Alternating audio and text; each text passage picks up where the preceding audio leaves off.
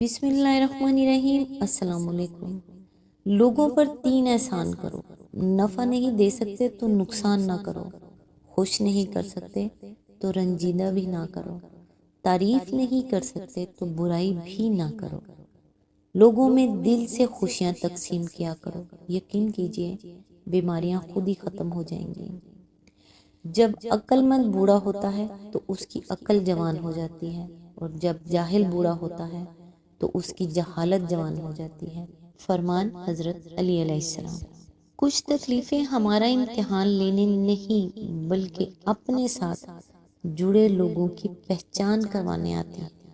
سوچنے والی بات ہے، ہماری تنہائی ہمیں جس طرف مائل کرتی ہے بس وہی ہمارے اندر کی حقیقت ہے۔ اللہ تعالیٰ سے دعا ہے کہ وہ ہم سب کو نیکی کی ہدایت دے اور اپنے نیک بندوں میں شامل کرے۔ اللہ تعالیٰ آپ کو اور آپ کے تمام اہل و عیال کو اپنے حفظ و امان میں رکھے، آمین۔ آج انشاءاللہ سورہ شعراء کی آیت نمبر 226 سے سٹارٹ کریں گے۔ اس کا ترجمہ اور تفسیر تفہیم القرآن سے بیان کروں گی جو اہل سنت جماعت کے لیے ہے۔ اعوذ باللہ من الشیطان الرجیم، بسم اللہ الرحمن الرحیم۔ اور ایسی باتیں کہتے ہیں جو کرتے نہیں ہیں۔ اس کی تفسیر ہے، یہ شاعروں کی ایک اور خصوصیت ہے جو نبی صلی اللہ علیہ وآلہ وسلم کے طرز عمل کی عین ضد تھی۔ حضور صلی اللہ علیہ وآلہ وسلم کے متعلق آپ کا ہر جاننے والا جانتا تھا کہ آپ جو کہتے ہیں وہی کرتے ہیں اور جو کرتے ہیں وہی کہتے ہیں۔ آپ کے قول اور فعل کی مطابقت ایسی صریح حقیقت تھی جس سے آپ کے گرد و پیش کے معاشرے میں کوئی انکار نہیں کر سکتا تھا۔ اس کے برعکس شعراء کے متعلق کس کو معلوم نہ تھا کہ ان کے ہاں کہنے کی باتیں اور ہیں اور کرنے کی اور۔ سخاوت کا مضمون اس زور و شور سے بیان کریں گے کہ آدمی سمجھے شاید ان سے بڑھ کر دریا دل کوئی نہ ہوگا، مگر عمل میں کوئی دیکھے تو معلوم ہوگا کہ سخت بخیل ہیں۔ بہادری کی باتیں کریں گے مگر خود بزدل ہوں گے۔ بے نیازی اور قناعت وہ خودداری کے مضامین باندھیں گے مگر خود حرص و طمع میں ذلت کی آخری حد کو پار کر جائیں گے۔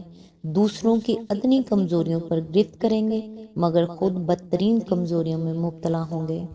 آیت نمبر 227۔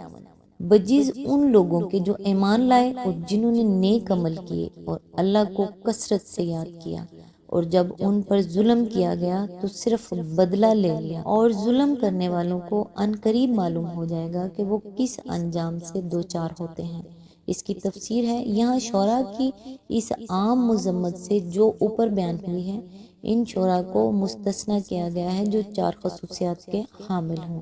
اول یہ کہ وہ مومن ہوں، یعنی اللہ اور اس کے رسول اور اس کی کتابوں کو سچے دل سے مانتے ہوں اور آخرت پر یقین رکھتے ہوں۔ دوسرے یہ کہ اپنی عملی زندگی میں صالح ہوں، بدکار اور فاسق و فاجر نہ ہوں، اخلاق کی بندشوں سے آزاد ہو کر جھک نہ مارتے پھریں۔ تیسرے یہ کہ اللہ کو کثرت سے یاد کرنے والے ہوں، اپنے عام حالات اور اوقات میں بھی اور اپنے کلام میں بھی یہ نہ ہو کہ شخصی زندگی تو زہد و تقوی سے آراستہ ہے مگر کلام سراسر رندی و ہوس ناکی سے لبریز، اور یہ بھی نہ ہو کہ شعر میں تو بڑی حکمت و معرفت کی باتیں بگاڑی جا رہی ہیں مگر ذاتی زندگی کو دیکھیے تو یاد خدا کے سارے آثار سے خالی۔ حقیقت یہ ہے کہ یہ دونوں حالتیں یکساں مذموم ہیں۔ ایک پسندیدہ شاعر وہی ہے جس کی نجی زندگی بھی خدا کی یاد سے معمور ہو اور شاعرانہ قابلیتیں بھی اس راہ میں وقف رہیں جو خدا سے غافل لوگوں کی نہیں بلکہ خدا شناس، خدا دوست اور خدا پرست لوگوں کی راہ ہے۔ چوتھی صفت ان مستثنیٰ قسم کے شاعروں کی یہ بیان کی گئی ہے کہ وہ شخصی اغراض کے لیے تو کسی کی ہجو نہ کریں، نہ ذاتی یا نسلی و قومی عصبیتوں کی خاطر انتقام کی آگ بھڑکائیں، مگر جب ظالموں کے مقابلے میں حق کی حمایت کے لیے ضرورت پیش آئے تو پھر زبان سے وہی کام لیں جو ایک مجاہد تیر و شمشیر سے لیتا ہے۔ ہر وقت گھگھیاتے ہی رہنا اور ظلم کے مقابلے میں نیاز مندانہ معروضات ہی پیش کرتے رہنا مومنوں کا شیوا نہیں ہے۔ اسی کے متعلق روایات میں آتا ہے کہ کفار و مشرکین کے شاعر اسلام اور نبی صلی اللہ علیہ وآلہ وسلم کے خلاف الزامات کا جو طوفان اٹھاتے اور نفرت و عداوت کا جو زہر پھیلاتے تھے، اس کا جواب دینے کے لیے حضور صلی اللہ علیہ وآلہ وسلم خود شورائے اسلام کی ہمت افزائی فرمایا کرتے تھے۔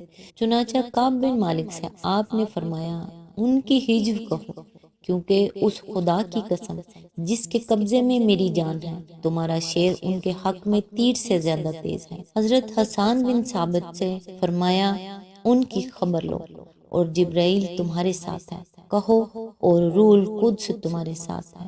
آپ کا ارشاد تھا کہ ان المومن یجاہدی بسیفی واللسان، یعنی مومن تلوار سے بھی لڑتا ہے اور زبان سے بھی۔ ظلم کرنے والوں سے مراد یہاں وہ لوگ ہیں جو حق کو نیچا دکھانے کے لیے سراسر ہٹ درمی کی راہ سے نبی صلی اللہ علیہ وآلہ وسلم پر شاعری اور کہانت اور سحری اور جنون کی تہمتیں لگاتے پھرتے تھے، تاکہ ناواقف لوگ آپ کی دعوت سے بدگمان ہوں اور آپ کی تعلیم کی طرف توجہ نہ دیں۔